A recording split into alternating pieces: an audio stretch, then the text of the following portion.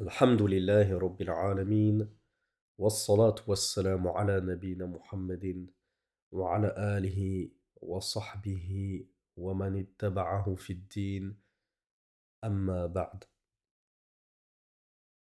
On s'était arrêté donc aux 6 fondements et aux 6 piliers de la foi al-Iman et nous nous étions arrêtés juste avant d'entamer le dernier de ces piliers qui était la foi en le destin. Comme vous allez le voir dans ce cours, l'auteur, Mohammed ibn Abdel Wahhab, l'a évoqué de manière très succincte. Je vous rappelle que ces 3 fondements, ce sont des fondements très importants, mais évoqués de façon succincte. L'auteur n'a pas détaillé. C'est ce qu'on appelle en langue arabe un matn. Un matn, c'est-à-dire un support qui va nécessiter, pour de plus amples explications, un sharh, un commentaire.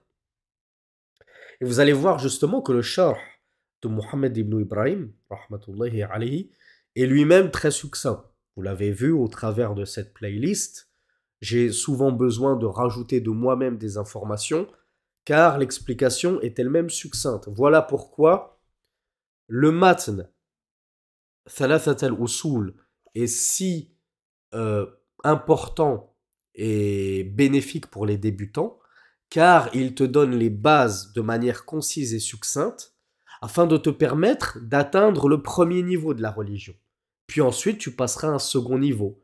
Tu passeras par exemple à un kitab tawhid. Et ainsi de suite, tu progresses dans la science de la aqidah. Et ça vaut pour cette explication de Mohammed ibn Ibrahim, qui est beaucoup plus concise et succincte qu'une explication comme celle d'Ibn Uthaymin, ou alors d'autres explications bien plus exhaustives. Et tout particulièrement pour ce point-ci qu'est al-iman bil qada'i wal qadar, la foi en le décret d'Allah et sa prédestinée, je vous renvoie pour plus de détails à notre modeste playlist seconde explication de la voie du musulman et un autre playlist sur al-aqidah at-tahawiyya où nous avons détaillé vraiment en profondeur ce chapitre-là qui est d'une importance capitale. Donc vraiment, mes frères, mes sœurs, si vous n'avez pas étudié au préalable ce point de fondement de la croyance, qu'est la croyance en le destin, n'hésitez pas après ce cours. Vous m'excuserez hein, si je parle doucement. J'ai une petite extinction de voix, je suis un peu malade. Et si je parle trop fort, je vais partir dans les aigus.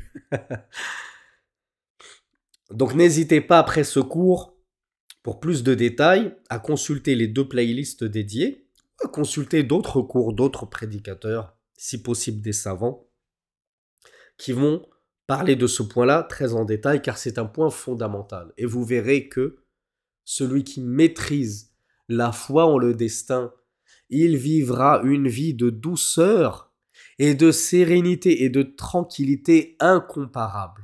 Il sera toujours serein dans sa vie. Il sera toujours tranquillisé. Il sera toujours heureux. Même lorsque des malheurs le touchent, il s'en réjouira. Pourquoi ? Parce qu'il se dira « Ma Allah, qaddar Allah, wa ma sha'a fa'ala » Ceci est le destin d'Allah. Allah l'avait décrété. Et ce que Allah a voulu, cela s'opère, cela se passe. Donc tout ce qui me touche de bien ou de mal, c'est la décision d'Allah. Pourquoi m'y opposer ? Pourquoi ne pas m'y soumettre ? Pourquoi en être triste ? Pourquoi crier, pleurer ? Tout ceci était la décision d'Allah. Donc celui qui maîtrise ce point-là, al-iman bil qadar, la foi en la prédestinée, il sera toujours tranquillisé dans sa vie. Et il aura atteint il aura atteint l'apogée de la foi. Donc le cheikh Mohammed ibn Abdel Wahhab nous disait wa tu'mina bil qadari khayrihi wa sharrihi. Donc la foi, c'est de croire en Allah, en ses anges, en ses livres, hein, jour dernier comme on l'a vu, et en ses prophètes comme on l'a vu dans les cours précédents. Et c'est enfin de croire en la destinée, c'est-à-dire ce qu'Allah nous a prédestiné, bien avant de nous créer, avant même de créer les cieux et la terre de 50 000 ans, il avait déjà tout prédestiné, tout décrété et ordonné à la plume de tout écrire, que cette prédestinée soit bonne ou mauvaise. Et on ne va pas entrer dans les détails sur le bon ou mauvais, oui, comment ça se fait que la prédestinée est mauvaise, tout ce qu'Allah fait, c'est forcément bon, etc. Ça, on le voit en détail dans les 2 playlists que je vous ai suscitées et susmentionnées il y a quelques instants. Mohamed ibn Abdel Wahhab rahmatullahi alayhi nous dit وَالدَّلِيلُ عَلَى هَذِهِ الْأَرْكَانَ السِّتَّةِ. C'est quoi la preuve qu'il faut croire en ces 6 fondements de la foi? La preuve, c'est la parole d'Allah subhanahu wa ta'ala. ليس البر أن تولوا وجوهكم قبل المشرق والمغرب ولكن البر من آمن بالله واليوم الآخر والملائكة والكتاب والنبيين ودليل القدر قوله تعالى إن كل شيء خلقناه بقدر. Fin des propos de Cheikh Mohammed ibn Abdel Wahhab rahmatullahi alayhi rahmatan wasi'ah. Cheikh Mohammed ibn Ibrahim al-Sheikh rahmatullahi alayhi commente les propos. Il nous dit tu'minu bil qadari al-imanu bi jami'i qadarillah khayrihi al-khayru ma yuqaddiruhu Allah min khayrin dunyawi wa dini wa sharrihi. Donc comme vous le voyez, Cheikh Mohammed ibn Ibrahim ici n'a même pas essayé de justifier les propos de Cheikh Mohammed ibn Abdel Wahhab en disant comment ça se fait qu'il y a un destin qui peut être mauvais, qui peut être à l'opposé du destin qui est bon, alors que tout ce qu'Allah fait est de bon. D'ailleurs, le prophète n'a-t-il pas dit وَالشَّرُّ لَيْسَ إِلَيْكَ, le mal ne t'est pas attribué, en parlant d'Allah subhanahu wa ta'ala, le mal ne t'est pas attribué parce que Allah est le détenteur de tout le bien, etc., etc. Ça, c'est un point important du qadar de la prédestinée. Et je vous renvoie à la fin de ce cours à écouter justement les 2 playlists dont je vous ai parlé, où nous expliquons la différence entre la prédestinée d'Allah et les événements en eux-mêmes qui ont été prédestinés par Allah. Il y a une différence qu'il faut savoir opérer. Et Cheikh Ibn Uthaymin l'a très bien expliqué quant à lui dans son sharh, dans son explication et son commentaire des 3 fondements, ainsi que d'autres comme son commentaire sur Kitab al-Tawhid. Ici, Cheikh Mohammed ibn Ibrahim n'évoque pas cette subtilité. Et pourtant, elle est importante, c'est pour ça que je vous enjoins à y retourner ultérieurement. Donc, Cheikh Mohammed ibn Ibrahim nous dit que la foi en le destin, c'est de croire en tous les décrets d'Allah. C'est pas de croire uniquement au destin qui est bon et au bon décret, et tout ce qui est mauvais comme les accidents, les maladies, la perte d'être cher et tout ça, je refuse de croire que c'est le destin. Non, ce n'est pas possible qu'Allah ait décrété que je perde mon père alors que je n'ai que 6 ans. Je ne suis même pas pubère. Comment Allah pourrait-il vouloir que je sois orphelin? Allah, il est bon, il ne veut pas le mal. Et, pardonnez-moi, en pensant ainsi, tu vas rejeter le décret d'Allah sans même t'en rendre compte. Nous, en tant que musulmans croyants, nous devons croire en tous les décrets d'Allah, qu'ils soient bons ou mauvais, que ce soit des choses bénéfiques dans nos vies ou que ce soit des épreuves par lesquelles Allah nous touche. Nous croyons que même ces épreuves, Allah nous les avait prédestinées et nous devons nous y soumettre, les accepter avec patience. Voilà pourquoi Cheikh Mohammed ibn Ibrahim nous dit huwa al-imanu bi jami' qadarillah. Nous croyons en toute la prédestinée d'Allah, khayrihi wa sharrihi, qu'elle soit bonne ou mauvaise. Et ce khayr, comme nous dit Cheikh Mohammed ibn Ibrahim, il peut toucher aussi bien notre bas monde que la vie future. Allah nous a prédestiné dans ce bas monde qu'on allait épouser une femme pieuse, jolie, notable, riche, qui a toutes les qualités pour elle. Tout comme il nous a prédestiné dans cette vie que nous allions avoir de beaux enfants pieux, forts, intelligents, qui fréquentent assidûment les mosquées. Il nous a prédestiné que nous allions être riches et pourtant que nous allions faire des largesses de ce rizq agréable qu'Allah nous a donné, tout ça pour notre dunya, tout comme Allah a pu nous prédestiner des choses dignes, nous dit Cheikh Mohammed ibn Ibrahim, des choses qui touchent à notre religion. Allah nous a prédestiné qu'on allait apprendre le Coran par cœur, apprendre les 40 An-Nawawiya, apprendre Thalathat al-Usul par cœur, et pourquoi pas. etc., etc., dans ce qui est relatif à notre religion. والإيمان بجميع قضاء الله وقدره خيره وشره الإيمان بالعلم وقدرته عليها وبأنه شاءه في الوجود وبأن جميع ما في الوجود بمشيئة الله وتكوينه. Alors ici, Cheikh Mohammed ibn Ibrahim nous apprend ce qu'est précisément Al-Qadar, Al-Iman bil-Qadar. La foi en la prédestinée. C'est quoi la foi en la prédestinée? Eh bien, le Cheikh nous dit, la foi en la prédestinée, c'est de croire en la science. Et ne vous inquiétez pas, Cheikh va détailler ces points-là. Là, il les énumère succinctement, puis il va revenir en détail sur chacun de ces points.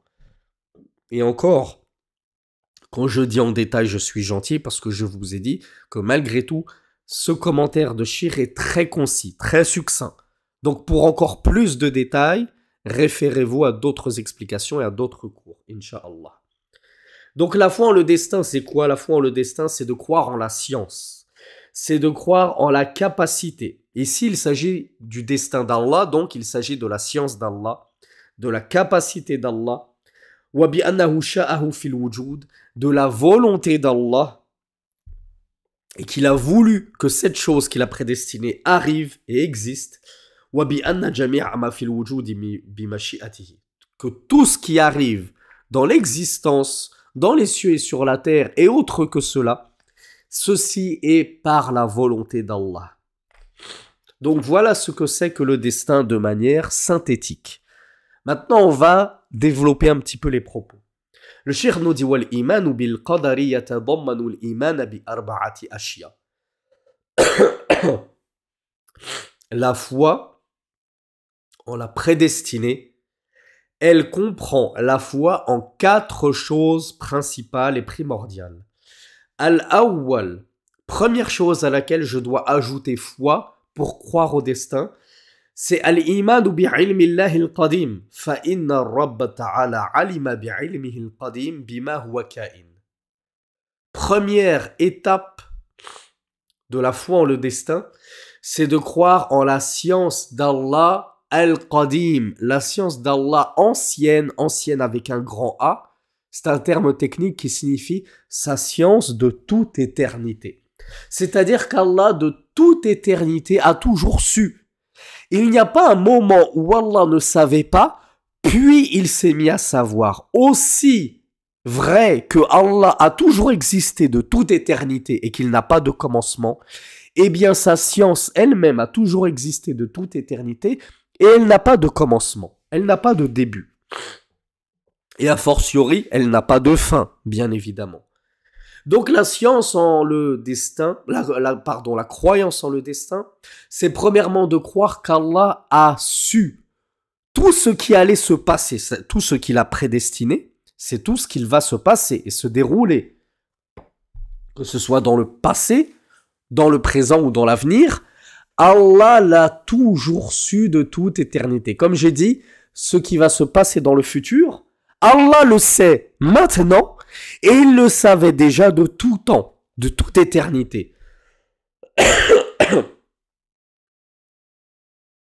Donc le shir nous dit, certes le Seigneur a su de toute éternité ce qu'il se passe et ce qu'il va se passer. Ça c'est le premier niveau du qadar, de la destinée. On doit croire qu'Allah savait toutes ces choses qu'il a destinées de toute éternité. Deuxième niveau, al-iman bil kitabati as-sabiqa bi anna Allah kataba ma alima annahu ka'inun min al-ibad wa fil ayati ma asaba min musibatin fil ardi wala fi anfusikum illa fi kitabin min qabli an nabra'aha. Deuxième étape du destin, c'est de croire en le fait qu'Allah avait déjà tout écrit. Avant que cela ne se passe, avant que cette chose qui t'était prédestinée, ou qui était prédestinée sur la planète, sans forcément que ça te touche toi, tu dois croire qu'Allah l'avait déjà écrit. Le shir nous dit, Allah a écrit ce qu'il a su, qui allait se passer de ses serviteurs et autre qu'eux. Allah a su ce qui allait se passer de catastrophes naturelles. Allah a su ce qui allait se passer d'éboulements, de torrents, de tornades, etc., de tsunamis. Tout ça, Allah l'avait su. C'est le premier niveau de la croyance en le destin. On doit croire qu'Allah savait que ça allait se passer. Deuxième niveau, en plus de savoir ce qui allait se passer, Allah l'a écrit. Comme je vous l'ai dit tout à l'heure, il a même ordonné à la plume, qui est la première création qu'Allah a créée selon certains savants. Selon d'autres, c'est le trône. Il y a une divergence entre les savants. Parmi les créations que nous connaissons, la première est soit la plume, soit le trône. Eh bien, il a ordonné, dès le début de sa création à la plume, de tout écrire. C'est-à-dire d'écrire toute la prédestinée. Quelle est la preuve de cela? C'est la parole d'Allah subhanahu wa ta'ala qui dit « Et nulle épreuve ou nulle catastrophe ne vous touche, ou plutôt ne touche, c'est-à-dire nous, ou bien les djinns, ou bien ne touche la terre, ou bien ne touche les cieux. Donc rien n'arrive d'épreuve sur terre, ni en vous-même, que ce soit des maladies, des accidents, etc., ou la mort. Illa fi kitabin min qabli an nabra'aha, sans que cela ne soit dans un livre avant même que nous le créions, que nous créions cette chose, que nous la fassions arriver cette chose. Donc Allah subhanahu wa ta'ala nous apprend dans le Coran que tout ce qui se passe sur terre et en nous-mêmes, tout ce qu'il a décrété, il l'avait déjà écrit. Il avait déjà ordonné à ce que ceci soit retranscrit dans un livre, la fameuse tablette bien gardée, Al-Lawhul Mahfouz, avant même que cela n'arrive. Et comme je vous l'ai précisé, il l'a même fait écrire 50 000 ans avant la création des cieux et de la terre. Ça, c'est le deuxième niveau de la foi en le destin. Nous croyons qu'Allah savait ces événements, cette prédestinée. Nous croyons qu'Allah l'a écrite, cette prédestinée, ces événements. Troisième niveau, al-imanu bi anna Allah sha'a ma fil wujudi wa aradahu. Wa bi anna ma sha'a Allahu kan wa ma lam yasha' lam yakun. Wa annahu ma fis samawati wal ardi min harakatin wa la sukunin illa bi mashi'atihi ta'ala.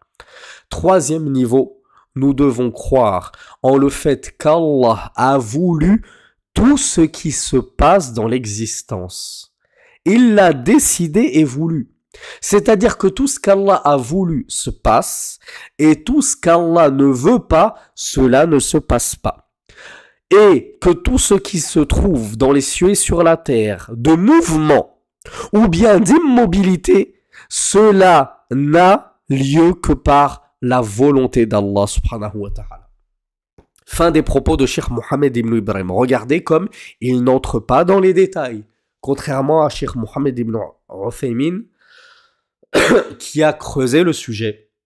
Et très modestement, nous avons nous-mêmes creusé le sujet dans la playlist Seconde explication de la voix du musulman Minhaj al-Muslim et dans la playlist Al-Aqidah Tahawiyya. N'hésitez pas à y retourner pour plus de détails. Pourquoi? Parce qu'il y a deux types de volonté. Il y a ce qu'on appelle al-irada al-shar'iyya, c'est-à-dire une volonté religieuse qui touche à la religion. Et il y a une volonté al-irada al-kawniyya qui est une religion de création, la volonté qui va toucher à ce bas monde. Très succinctement, pour ne pas entrer dans les détails et se contenter des propos du cheikh et de son explication, afin de ne pas vous embrouiller à ce niveau, parce que nous ne sommes que des débutants lorsque nous commençons Thalathat al-Usul, donc on y va progressivement, shay'an fa shay'an. La volonté religieuse d'Allah, ici, les propos de Cheikh Mohammed ibn Ibrahim, ils concernent la volonté al-iradatul kawniyya, la volonté qui touche à ce bas monde, pas la volonté al-shar'iyya qui touche à la religion. Quelle est la différence entre les deux très succinctement? La volonté qui touche à ce bas monde, c'est le fait que Allah subhanahu wa ta'ala a voulu tout ce qui se passe dans ce bas monde. Quand bien même cette chose-là serait religieusement non désirée d'Allah. Par exemple, ton voisin a tué ta voisine. Est-ce qu'Allah a voulu religieusement cela? Non. Bien au contraire, Allah a défendu le meurtre. Le meurtre gratuit d'innocents, Allah l'a sévèrement condamné, au point qu'Allah a dit que celui qui tue une âme, c'est comme s'il avait tué toute l'humanité entière. Donc Allah, religieusement parlant, ne veut pas le meurtre. Cependant, cette chose est arrivée. Et Shir nous dit, tout ce qui arrive sur terre, Allah l'a voulu. Comment comprendre ça? Comment comprendre cette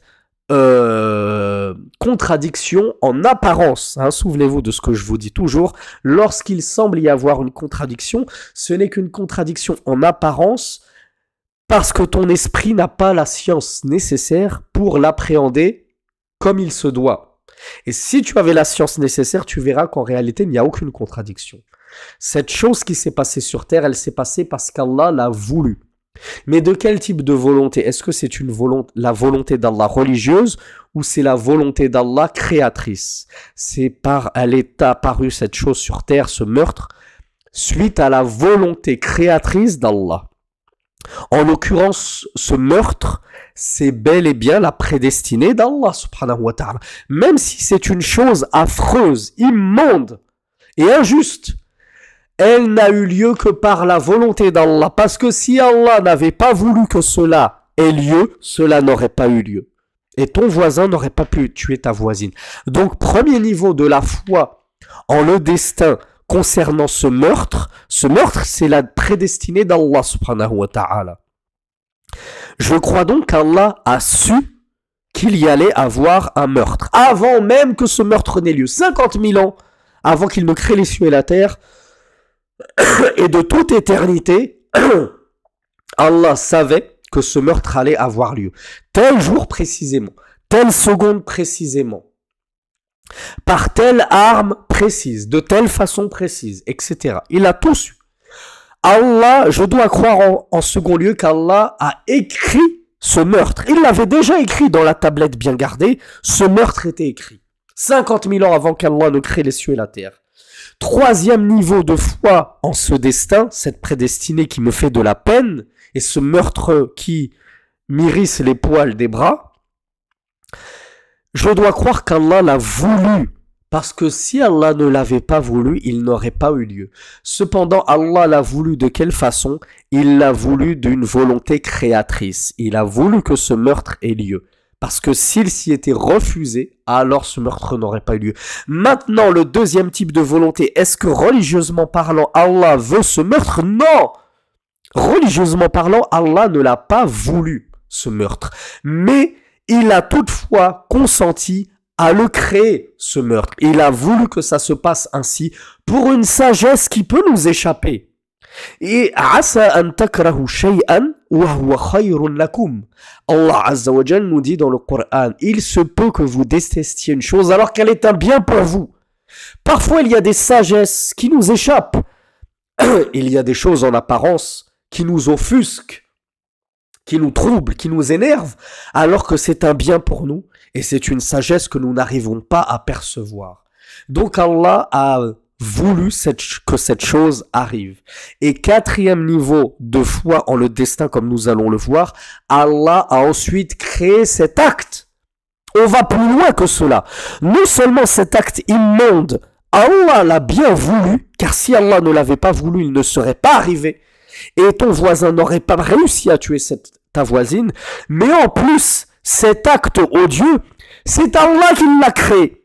Puisqu'Allah nous a créé nous, et il a créé nos actions. Si Allah ne nous avait pas créé nous et qu'il n'avait pas créé nos actions, nous ne serions capables de rien. Nous ne serions même pas capables de lever notre main à la bouche pour boire. Nous ne serions même pas capables de lever le moindre petit doigt. Nous ne serions même pas capables d'ouvrir les lèvres pour parler. Tous nos actes ont été créés par Allah. Que ces actes soient bons ou mauvais. L'acte de lire le Coran, c'est un acte noble, c'est Allah qui l'a créé. Si Allah ne l'avait pas créé, tu n'aurais jamais pu lire le Coran. L'acte de tuer ton prochain sans raison et en toute injustice, c'est malgré tout Allah qui l'a créé. Parce que si Allah ne l'avait pas créé, qui t'a donné la puissance et la force et la capacité de le faire si ce n'est Allah? Donc Allah vous a créé, et Allah a créé ce qu'adorent les associateurs, comme le disait Ibrahim à son peuple. Allah vous a créé et vos actions. Allah vous a créé vous, et même ce que vous adorez, c'est Allah qui les a créés. C'est ce qu'on appelle en langue arabe, et l'imam al-Bukhari, le compilateur du Sahih Bukhari, a même écrit un livre de croyance là-dessus. Khalqu af'alil ibad, la création des actes des serviteurs d'Allah. Et dans ce livre, l'imam al-Bukhari rapporte la croyance des gens de la sunna et du groupe, qui est que nous croyons, en tant qu'adeptes de la sunna et du groupe, que c'est Allah qui a créé les actions des serviteurs, qu'elles soient bonnes ou mauvaises, qu'elles soient heureuses ou malheureuses.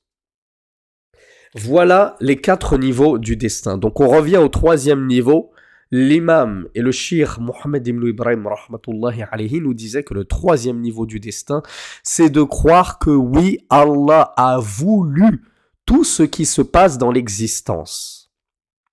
Et que ce qu'Allah a voulu aura lieu, et que ce qu'Allah n'a pas voulu n'aura pas lieu.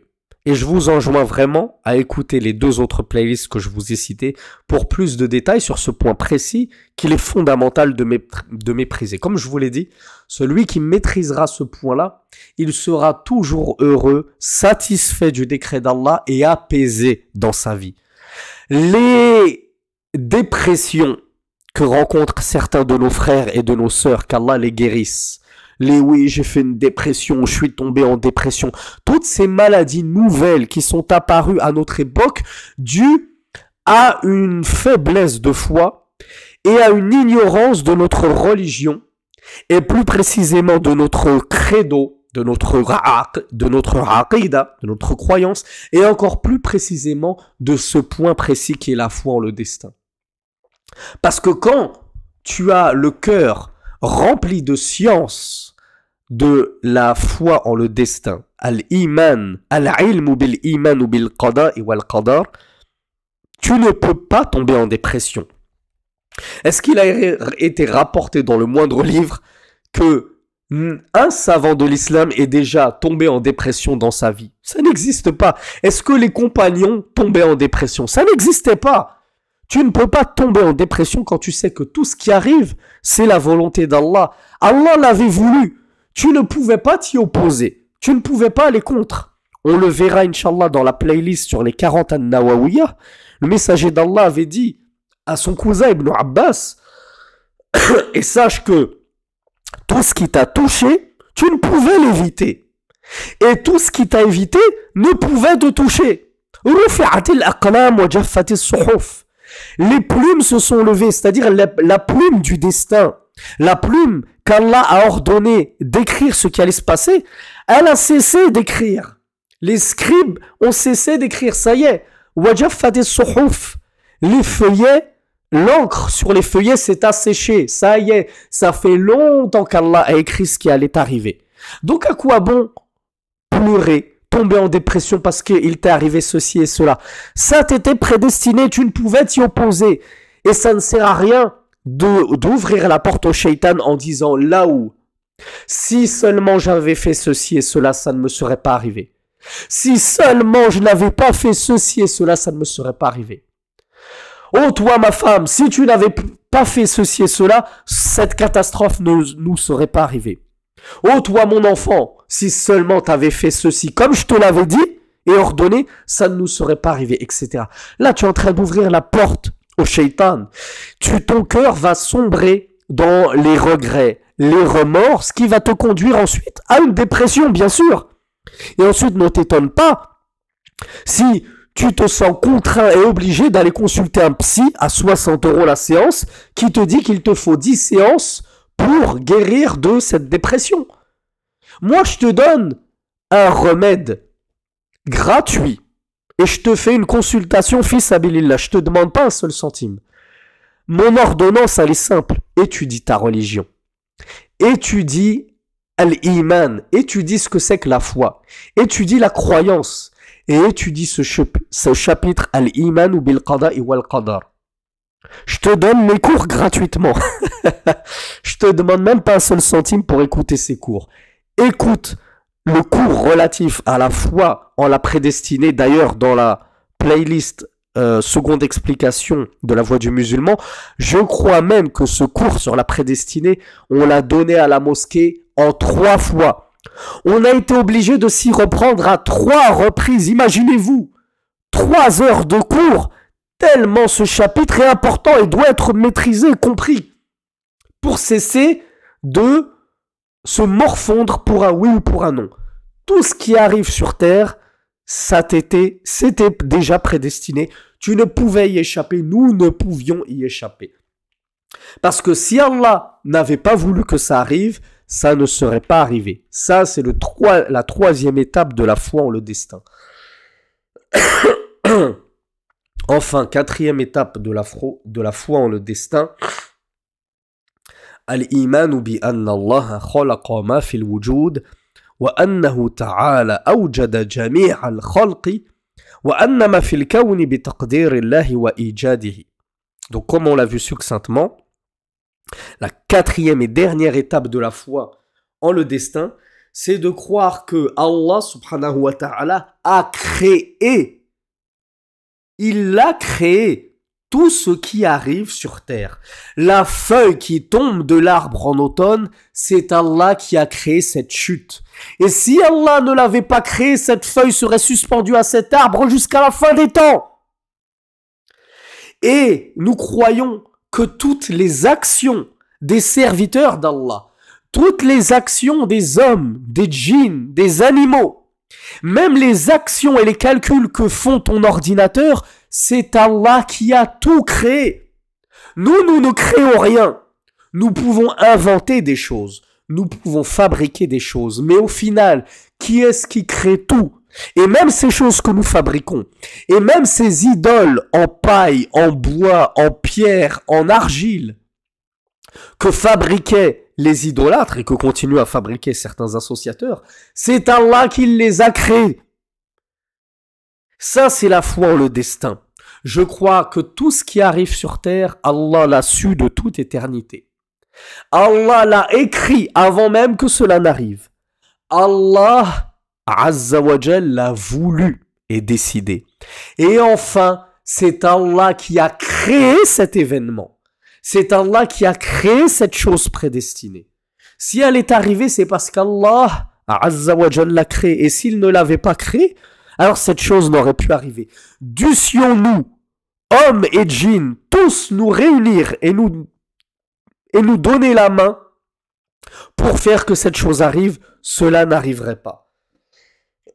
Comme Allah Azza wa Jal, comme le messager d'Allah sallallahu alayhi wa sallam a dit dans le hadith que je vous ai narré d'Ibn Abbas et que nous étudierons Inch'Allah dans la playlist sur les 40 an-Nawawiyah, si tous les hommes et les djinns du premier au dernier se réunissaient pour te faire un bien, ils ne pourraient te profiter d'un bien si ce n'est le bien qu'Allah t'avait prédestiné.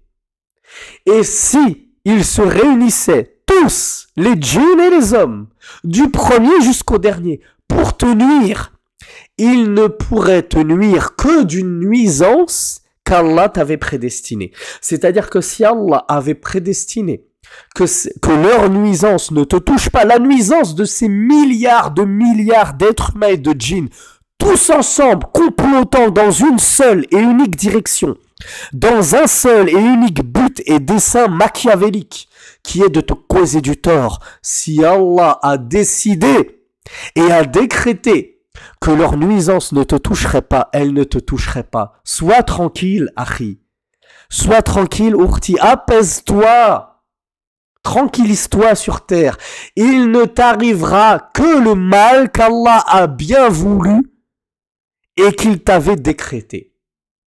Donc, si tu dois être protégé du mal des gens, c'est par la volonté d'Allah subhanahu wa ta'ala. Donc pourquoi as-tu peur? Pourquoi paniquer? Pourquoi sombrer dans des psychoses et des paranoïas? J'ai peur du Aïn, j'ai peur de la sorcellerie, j'ai peur des djinns, j'ai peur des démons, j'ai peur des hommes, j'ai peur de ceci, j'ai peur de cela. Quand tu as le cœur gorgé de foi en Allah subhanahu wa ta'ala, comme on l'a déjà dit, ce sont les démons qui ont peur de toi et qui changent de trottoir quand ils t'aperçoivent, comme le diable change de trottoir lorsqu'il apercevait Omar ibn al-Khattab radiyallahu anhu. Et ça, c'est Rasulullah qui nous en a informé. Sallallahu alayhi wa alihi wa sallam. Seulement qui de nos jours a atteint le degré de foi d'Omar ibn al-Khattab radiyallahu anhu. Donc ça, c'était le dernier niveau de croyance en la prédestinée. Je dois croire que tout ce qui est arrivé, c'est Allah qui l'a créé.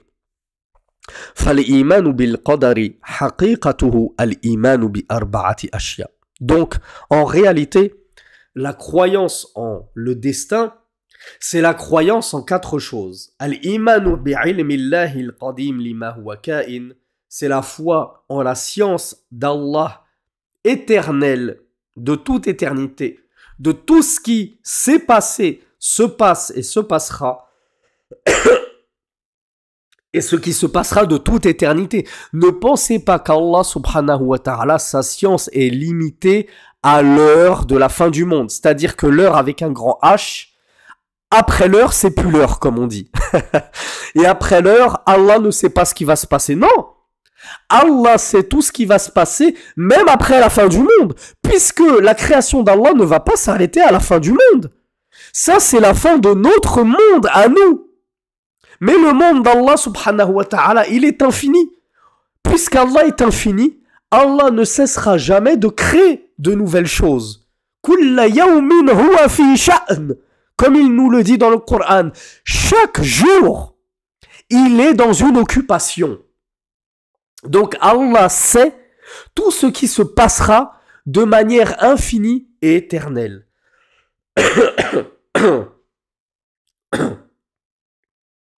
C'est aussi donc la foi en l'écriture d'Allah. Nous croyons que tout ce qui se passe, Allah l'a écrit bien avant que cela n'arrive. C'est la foi en le fait qu'Allah subhanahu wa ta'ala a voulu tout ce qui se passe dans l'existence. Ma wujida wa ma sayujadu. Ce qu'il s'est passé et ce qu'il se passera. Cela n'arrive que parce qu'Allah l'a voulu. Wa aradahu. Wal imanu bi anna Allah khalaqa ma fil kawni ma kana wa ma sayakun. Et enfin, la foi en le destin, c'est de croire qu'Allah subhanahu wa ta'ala a créé ce qui arrive dans l'existence. Ce qu'il s'est passé et ce qu'il se passera à l'avenir. فلا يصير مؤمنا بالقدر إلا بالإيمان بهذه الأربعة الأشياء. Cheikh Mohammed ibn Ibrahim rahmatullahi alayhi nous dit: tu ne deviendras alors croyant en le destin que lorsque tu auras eu foi et ajouté foi en ces 4 choses. La science d'Allah, l'écriture d'Allah, la volonté d'Allah et la création d'Allah de cette chose qui était prédestinée. Le Cheikh Mohammed ibn Abdel Wahhab nous avait dit.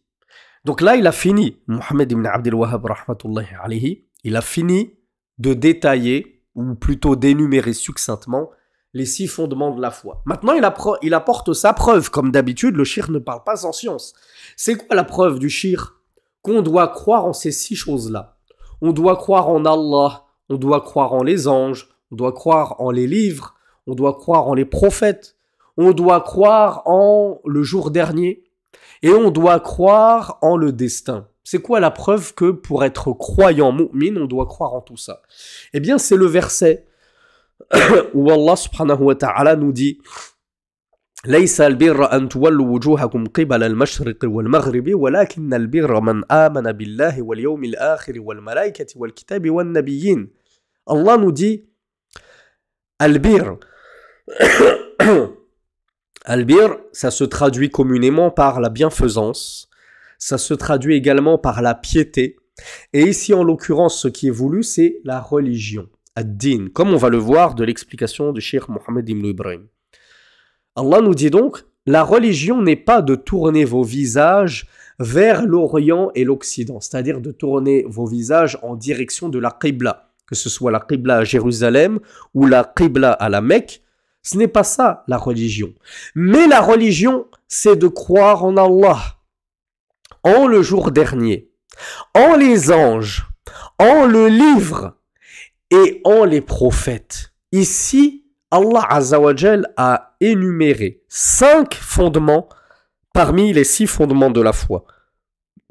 Alors, elle est où la preuve du dernier fondement, qui est le fait de croire en le destin?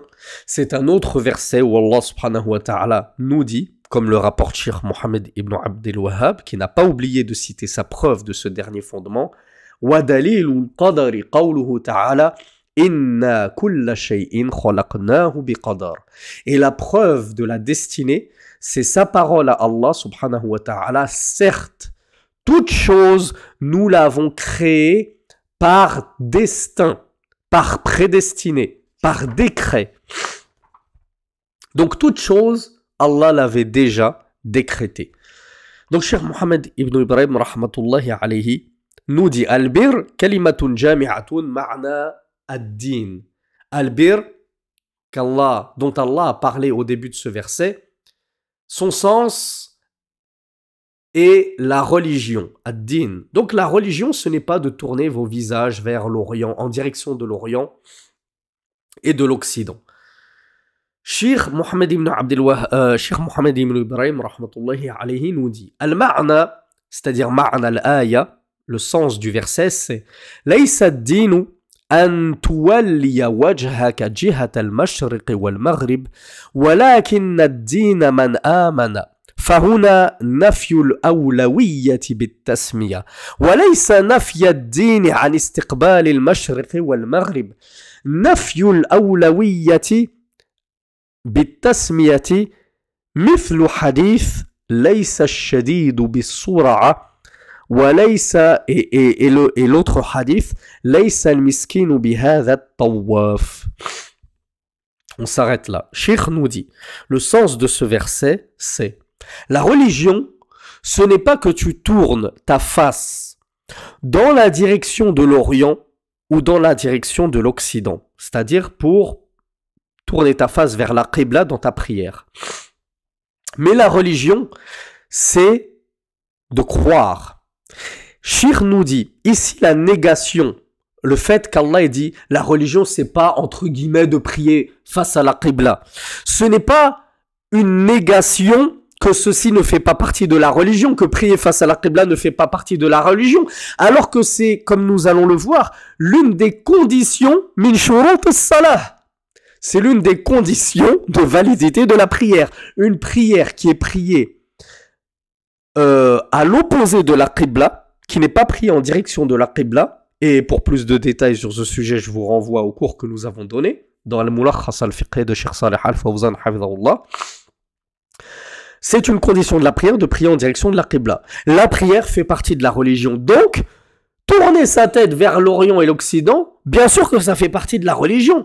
Donc, comment ça se fait qu'Allah nous dit la religion, ce n'est pas de tourner vos visages vers l'Orient et l'Occident? Alors que si, puisque ça fait partie de la prière et de ses conditions de validité. Cheikh nous dit ce qu'Allah a nié ici. Ce n'est pas que ceci ne fait pas partie intégrante de la religion. Ce qu'il a nié, c'est al-awlawiyya, c'est-à-dire la préséance. Le fait que ceci, le fait qu'il ne faut pas accorder la prépondérance à cela. La préséance à cela. C'est-à-dire, ce n'est pas ce qui passe en premier lieu. Qu'est-ce qui passe en premier lieu dans notre religion? C'est la prière? Non. La prière, ce n'est que, entre guillemets, le deuxième pilier de l'islam. Mais ce qui passe avant tout, et bien avant la prière, c'est la aqidah, la croyance, la foi. Parce que celui qui prie avec nous à la mosquée 5 fois par jour, si sa croyance elle est corrompue, et qu'il a une aqidah de kufr, et qui pense que Allah il est partout, il est sur terre avec nous, dans les marchés, dans les toilettes, il a la aqidah du panthéisme, comme on l'appelle, eh bien celui-là est kafir, mécréant. Et sa prière est vaine et elle ne sera jamais acceptée de lui. Celui qui a une aqidah de coraniste et qui pensent que on n'a pas à suivre la sunna du messager d'Allah sallallahu alayhi wa sallam parce que soi-disant on ne peut pas faire confiance en Bukhari, en Muslim et en Nasaï, en Tirmizi et en tous ces hommes qui nous ont rapporté la sunna. Or, comme je leur dis à chaque fois à ces insensés,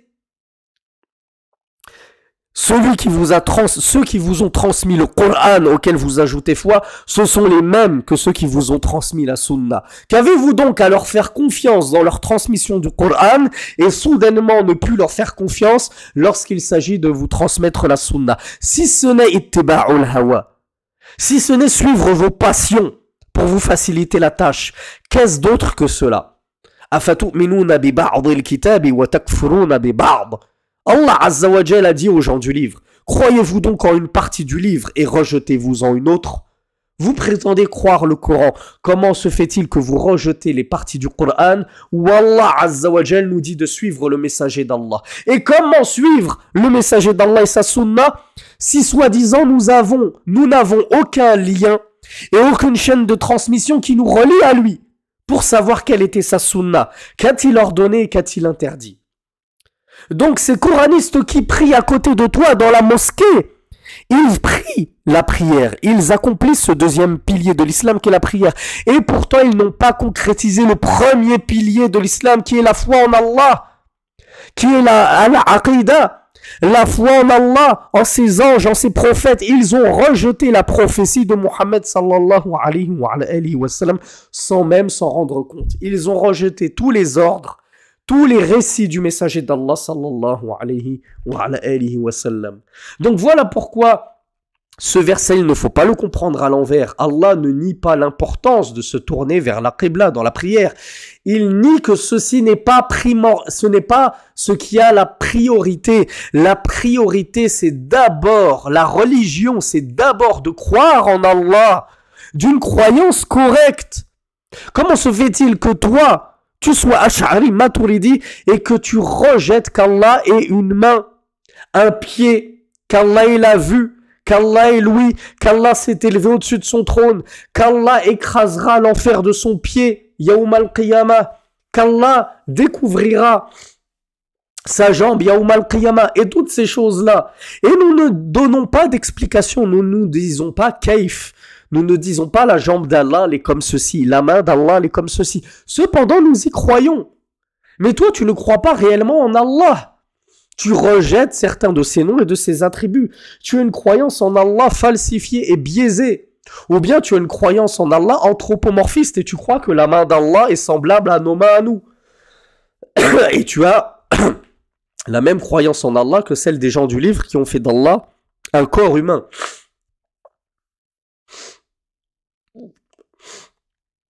Donc la religion, nous dit Allah, c'est d'abord de croire en Allah. C'est de croire en le jour dernier. Et ne pas faire comme ces associateurs du temps de Muhammad sallallahu alayhi wa sallam qui disaient oui, mais nous croyons en Allah. Cependant, nous ne croyons pas en ce jour dernier. Comment Allah ressusciterait les corps alors qu'ils sont cendres et poussière? La religion, c'est d'abord et avant tout de croire en les anges. Tu ne peux pas dire, moi je crois, et en même temps tu rejettes la croyance en les anges. Moi, je ne crois que ce que je vois. Tant que j'ai pas vu un ange devant moi, je n'y crois pas. La religion, c'est d'abord et avant tout de croire en le livre, Al-Qur'an, et même plus de croire en tous les livres d'Allah. Cependant, Al-Muhaymin, le livre qui a la préséance et qui est venu supplanter tous les autres livres, c'est le Qur'an. Comment se fait-il que toi, tu crois en une partie du livre et tu ne crois pas en une autre partie? Et que tu prétends que certains versets du Coran ont été écrits par les hommes. Wala hawla wala quwwata illa billah. Avant de penser à ta prière et comment est-ce qu'il faut bouger le doigt dans le tashahhud, est-ce que je le bouge de droite à gauche ou je le bouge de haut en bas ou bien je le laisse dresser?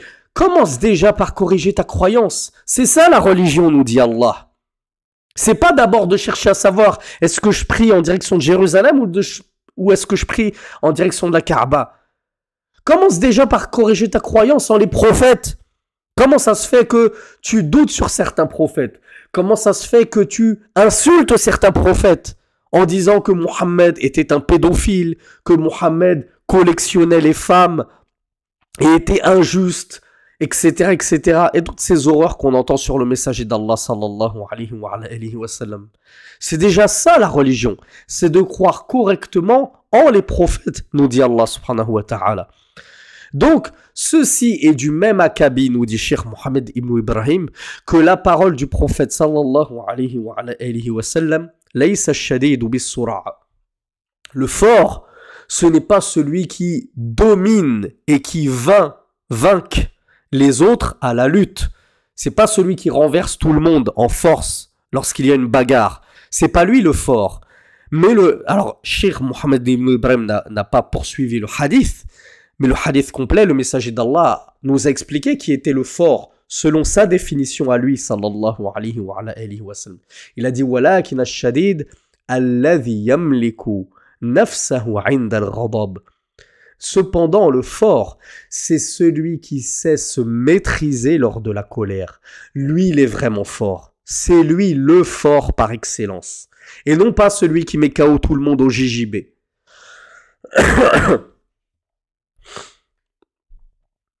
Deuxième exemple que nous a apporté Shir, Laysa al-miskinu bihadha at-tawaf. Le prophète sallallahu alayhi wa sallam a dit, le pauvre, ce n'est pas celui-là que vous voyez en train de faire le tour des gens et des maisons, à sonner à toutes les maisons. Ouais, donne-moi 1 euro, t'as pas 1 euro, t'as pas 50 centimes.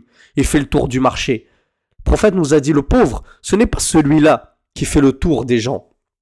Encore une fois, le cheikh n'a pas cité le hadith en entier, mais le messager d'Allah sallallahu alayhi wa sallam nous a expliqué qui était le véritable pauvre. Et Allah, bien avant lui, nous a expliqué dans le Coran qui était le véritable pauvre. Yahsabuhumul jahilu aghniya'a min at-ta'affufi. La yas'aluna an-nasa ilhafa. C'est lui le véritable pauvre. Allah nous dit, les gens, les ignorants qui ignorent sa véritable condition à cette personne, ils les croient riches, ces pauvres-là. Ils pensent qu'ils sont riches, pourquoi?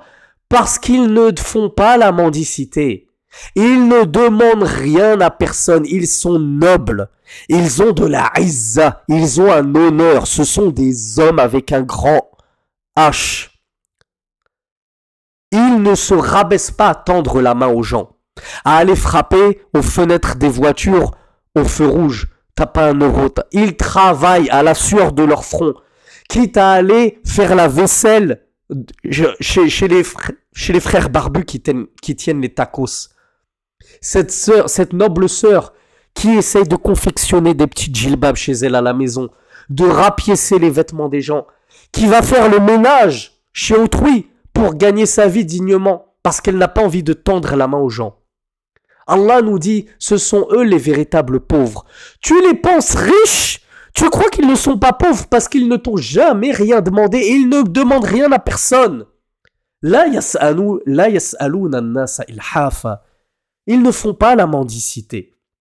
Eh bien, le messager d'Allah, lui, nous a dit, le pauvre, ce n'est pas celui que tu vois faire la mendicité auprès des gens. Le pauvre,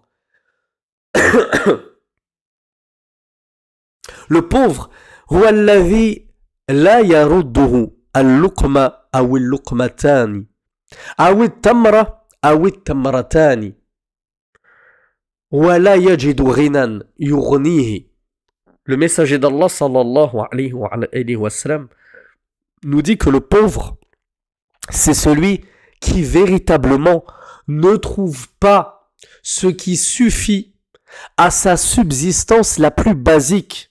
C'est-à-dire que c'est pas parce que je mange pas de viande tous les jours dans mon tagine, que j'ai pas ma petite cuisse de poulet dans mon tagine. Ah, aujourd'hui ma femme elle a pas mis de cuisse de poulet dans mon tagine. Ah, nous sommes pauvres, misère, malheur à nous. J'ai pas eu ma cuisse de poulet. C'est pas ça la pauvreté, Akhi. La pauvreté, nous dit le messager d'Allah, c'est celui qui ne trouve même pas de quoi suffire à ses besoins primordiaux, les plus essentiels, primaires. Celui qui ne trouve même pas de quoi payer le loyer de son petit studio. C'est pas toi, t'as fait ta hijra à Dubaï, t'as un F5 et tu dis ah Allah, subhanallah, on est pauvres. Les frères, ouvrez-nous une cagnotte s'il vous plaît pour payer notre loyer. Parce que j'ai du mal à payer mon F5 à Dubaï. Ah ouais, le loyer, il est trop cher. 5000 € le loyer. Allez, on va faire une cagnotte parce qu'on est pauvre. Ah, on est foukara. On a fait la hijra. Faut nous aider, hein. On n'a pas les moyens de se payer notre loyer. On n'a pas les moyens de payer l'école à nos enfants, l'école privée. 3 000 € par tête par an. J'ai 3 enfants, ça me fait 9 000 € par an. Allez, on fait une cagnotte. Allez, on fait la mendicité. C'est pas ça le pauvre. Le pauvre, c'est celui qui n'a même pas de quoi trouver, qui n'a même pas de quoi suffire à ses besoins primaires. Un simple studio, t'arrives même pas à en payer le loyer. T'arrives même pas à payer tes factures d'électricité. T'arrives même pas à te payer un repas par jour. Un repas, c'est une assiette de riz blanc. Je te parle même pas d'y rajouter des épices, de la viande, des carottes, des oignons, juste du riz blanc. Tu trouves même pas les moyens. Ça, c'est le vrai pauvre. Et le pauvre, comme l'a dit le messager d'Allah, ce n'est pas celui que tu vas réussir à éloigner de toi en lui donnant une bouchée de pain ou 2 bouchées de nourriture, ou bien une date ou 2 dates. Celui qui arrive à venir te voir et tu lui donnes une date et il te laisse tranquille, ça prouve qu'il n'est pas vraiment pauvre. Parce que s'il était véritablement pauvre, il ne se contenterait pas de ça. Et il ne se satisferait pas d'une date. Et en l'occurrence, de nos jours, les gens ne sortent plus des dates de leur poche comme ça, mais on te sort 1,50 €. Le pauvre qui te laisse tranquille alors que tu lui donnes 50 centimes, 1 €, c'est pas ça le pauvre. Le pauvre, c'est pas celui qui fait la tournée des marchés et qui à la fin de sa journée, il a réussi à gratter 100 € aux gens. Alors que toi, mon frère, et toi, ma sœur, tu fais un travail harassant. Tu travailles jusqu'à 10 heures par jour pour au final ne gagner que 70 € par jour à la sueur de ton front. Toi, mon frère, t'as fait ta hijra au Maroc, en Algérie. Tu travailles 12 heures par jour. Et à la fin de ta journée, tu n'arrives à récolter que 400 dirhams. Et lui, en faisant la tournée des marchés, il arrive à récolter 1000 dirhams par jour en faisant pitié aux gens, en portant de faux vêtements. C'est pas lui le véritable pauvre. Le véritable pauvre, c'est toi qui es digne, qui a du mal à boucler tes fins de mois, malgré que tu travailles, et pourtant tu ne fais pas la mendicité. Voilà ce que nous ont appris Allah subhanahu wa ta'ala et son messager. Et deuxième preuve de cela, que citent les savants, c'est que il y en a qui disent, oui mais toi, t'as une voiture pour aller au travail, t'es pas pauvre, t'as une voiture. Mais Allah subhanahu wa ta'ala n'a-t-il pas nommé celui qui possédait un bateau pour aller pêcher en mer miskin? Ne l'a-t-il pas nommé miskin dans Surat al-Kahf, Surat la caverne? Quant au pauvre qui avait un bateau et que ce tyran voulait, il volait les bateaux des gens, c'est un vrai pirate. Eh bien, qu'est-ce qu'a fait Al-Khadir, alayhi salatu wassalam, en compagnie de Moussa? Il lui a percé son bateau, afin que lorsque ce tyran et ce voleur de bateau viennent voir le bateau de ce miskin, ce pauvre, qui gagnait sa vie à la sueur de son front en pêchant en mer, et bien ils se disent, ah, le bateau est troué, il ne m'intéresse pas, je le délaisse. Et alors il ne lui a pas volé son bateau grâce à la stratégie d'Al-Khadir. Eh bien Allah a nommé cette personne qui possédait un bateau miskin. C'était donc un pauvre. Allah n'a pas dit il est rani, il est riche parce qu'il a un bateau. Donc il y en a qui voient que, ah ouais, mais le frère il dispose d'un commerce. Le frère il dispose d'une voiture. Le frère il a une moto pour aller faire Uber Eats. Ah ben il est riche. Pourquoi je vais lui donner la sadaqa? Mais Harry, qui te dit que ce frère qui bosse à Uber Eats et qui fait que 2-3 commandes par jour, et à la fin de sa journée, il a gagné 30 €. Tu crois que 30 €, mesquin, il est obligé de taffer, de travailler 30 jours par mois. Il se prend pas un jour de repos. 30 € fois 30 jours, ça lui fait 900 € par mois en travaillant tous les jours sans interruption. Tu crois que c'est avec 900 € qu'il arrive à tenir le mois et à faire vivre sa femme et ses 5 enfants? Donc, ne vous trompez pas, mes frères, sur le véritable pauvre. Je sais qu'on est beaucoup sortis du cours, mais c'est important pour moi de rappeler cette triste vérité. On a des frères qui vivent de cagnotte sans la moindre honte. Ils n'ont même pas honte de demander aux autres de l'argent. Ils vivent de cagnotte. Ils fixent des prix prohibitifs et exubérants lorsqu'ils enseignent la religion. De nombreux savants voient qu'il n'y a aucun mal à prendre de l'argent pour enseigner la religion. Toi, tu as passé 10 ans en Égypte. Tu as dépensé tout ton argent pour étudier la religion, car les cours n'étaient pas gratuits en Égypte. Les cours n'étaient pas gratuits au Yémen, tu as dû les payer. Et ta vie sur place, ton appartement sur place, tu as dû le payer. Tu n'avais pas les allocations familiales là-bas.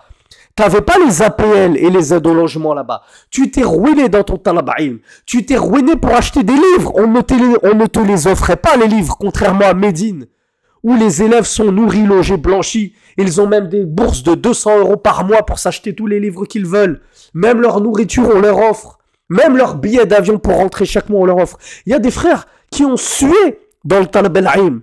Et comment on pourrait oser leur en vouloir de demander un petit peu d'argent? Et malgré tout ça, on a des frères qui ne demandent pas un seul centime. Et qu'Allah les rétribue de la plus grande des rétributions et de la plus grande des récompenses, et qu'Allah les sorte de leurs difficultés et de leur misère et qu'il les enrichisse.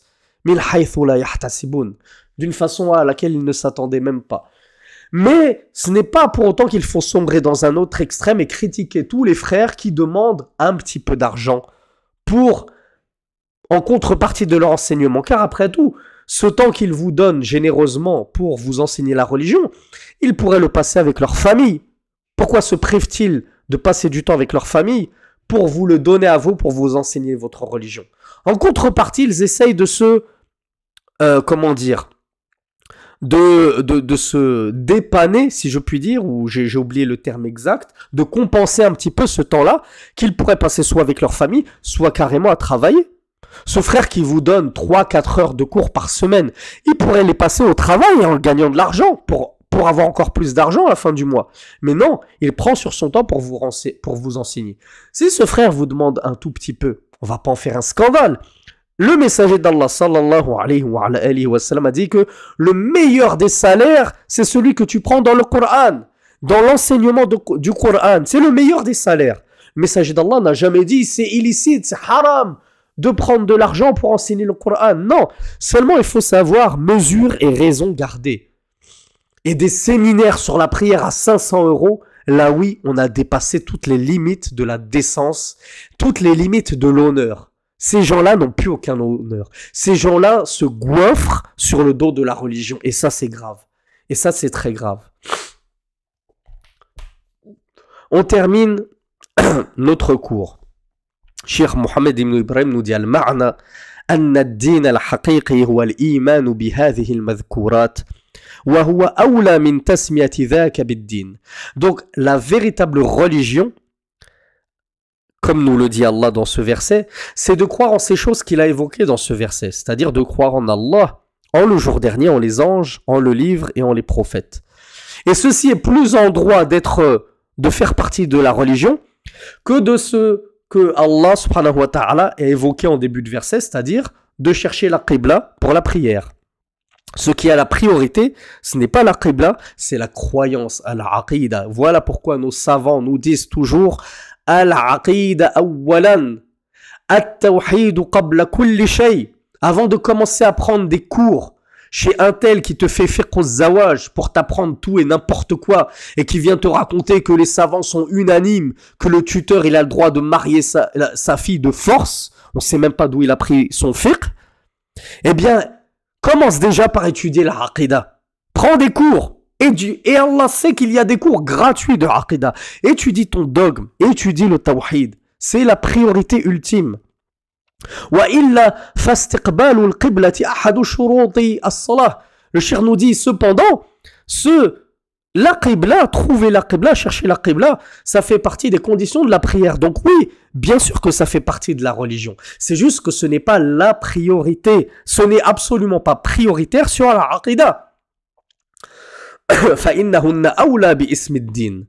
Donc la croyance en Allah, en les anges, en les livres, en le jour dernier, en les prophètes, c'est plus en droit de s'appeler religion que al-qibla.